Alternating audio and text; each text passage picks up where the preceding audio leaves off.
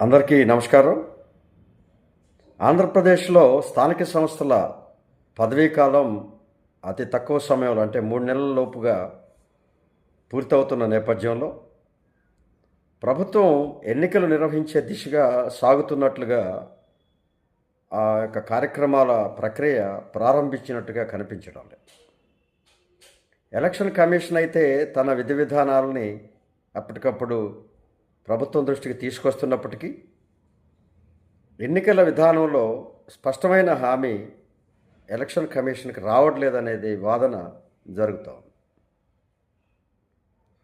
ఏదేమైనా సకాలంలో ఎన్నికలు నిర్వహించాలని మా గ్రామ స్వరాజ్య సాధనా సమితి ఆంధ్రప్రదేశ్ ప్రభుత్వాన్ని కోరుతూ ఉంది.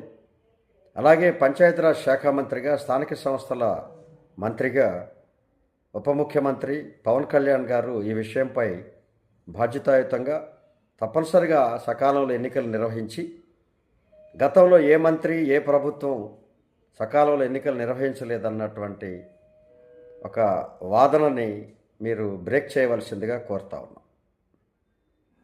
స్థానిక సంస్థల మంత్రిగా, పంచాయతీరాజ్ శాఖ మంత్రిగా గ్రామాల్లో సుపరిపాలన కోసం ఆ యొక్క ఎన్నికలు నిర్వహించాలి, 5 ఏళ్ళకి ఒకసారి తప్పనిసరిగా నిర్వహించాలని 73, 74 రాజ్యాంగ సవరణలు చెప్తా ఉన్నాయి.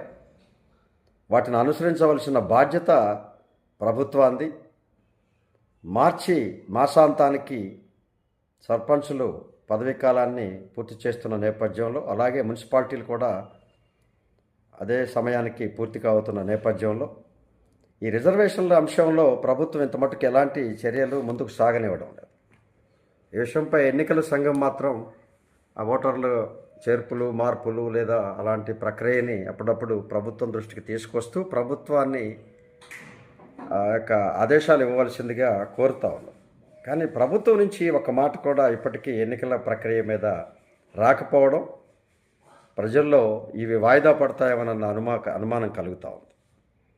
కాబట్టి అలాంటి ప్రక్రియని చేపట్టకుండా తక్షణమే ఈ యొక్క ఆంధ్రప్రదేశ్లో స్థానిక సంస్థల ఎన్నికల కోసం తగు చర్యలు తీసుకోవాల్సిందిగా ప్రభుత్వాన్ని కోరుతా ఉన్నాం.